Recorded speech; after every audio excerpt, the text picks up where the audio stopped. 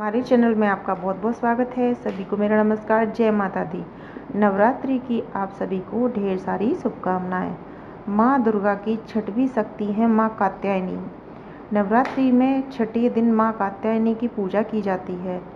इनकी उपासना और आराधना से भक्तों को बड़ी आसानी से अर्थ, धर्म, काम और मोक्ष चारों फलों की प्राप्ति होती है। उसके रोग, शोक, सताप और भय नष्ट हो जाते हैं। जन्मों के समस्त पाप भी नष्ट हो जाते हैं।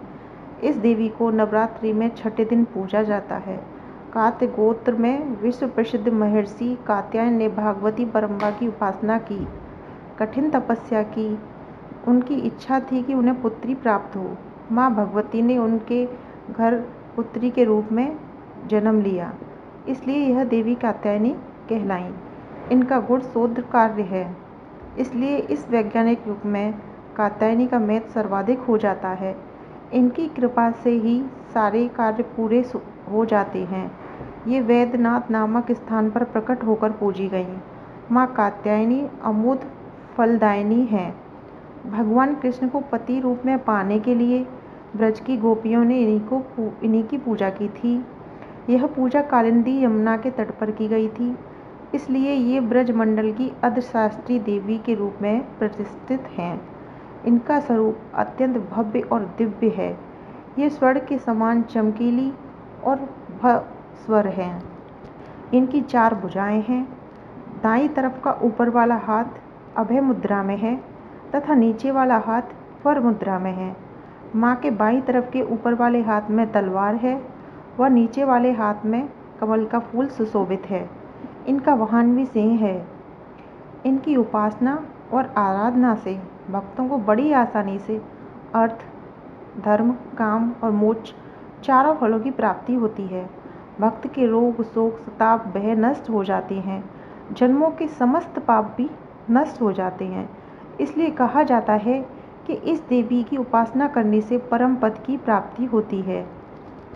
नवरात्रि के छठे दिन देवी कात्यायनी की पूजा करने के लिए स्नान कर लें। इस दिन लाल या पीले रंग का वस्त्र ही धारण करना चाहिए।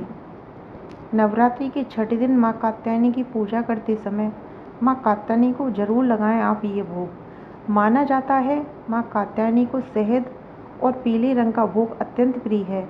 माता को शहद से तैयार हलवे का भोग लगाना चाहिए। इससे माँ अति प्रसन्न होती हैं और सुख, समृद्धि, धन संपदा का आशीर्वाद देती हैं। और माँ कात्यायनी के छठवें दिन जब आप अज्ञारी करें तो माँ कात्यायनी को जायफल विशेष प्रिय है, तो पूजा करते टाइम आप जायफल जरूर चढ़ाएं। इसके अलावा मंत्रों का पाठ करते समय और प्रार्थना करते समय भक्तों को अपने हाथ में कमल के फूल रखने और देवी का आशीर्वाद पाने के लिए उन्हें प्रसाद और भोग के रूप में शहद प्रदान करने के लिए प्रोत्साहित करना चाहिए। माँ कात्यायनी को प्रसन्न करने के लिए भोग में शहद की खीर बना सकते हैं। इसे बनाना बेहद ही आसान होता है। धार्मिक मान्यताओं के अनुसार इस दिन विधि विधान से की गई पूजा से माँ कात्यायनी प्रसन्न होती हैं और मनोकामनाएं पूरी करती हैं। पौराणिक कथाओं के अनुसार महिषासुर के वध करने के लिए देवी पार्वती ने माँ कात्यायनी का रूप धारण किया था। देवी माँ की सिंह सवारी थी। माँ कात्यायनी को दानवों, असुरों और पापियों का नाश करने वाली माता माना जाता है। आज हम आपको बताने जा रहे हैं कि नवरात्रि के छठे दिन आप माँ कात्यायनी को किस चीज़ का भोग लगा सकते हैं। कहते हैं माँ को शहद विशेष प्रिय है।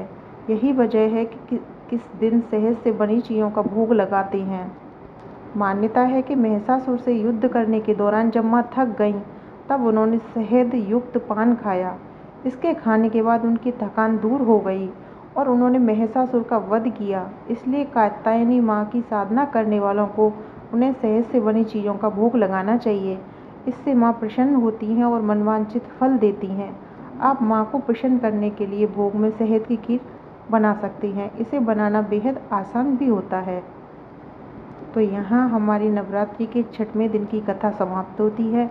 आपको हमारी वीडियो कैसी लगी कमेंट बॉक्स में ज़रूर बताएं। वीडियो पसंद आई तो प्लीज़ चैनल को सब्सक्राइब करें। वीडियो को लाइक शेयर अवश्य करें। नवरात्रि की आप सभी को हार्दिक शुभकामनाएं।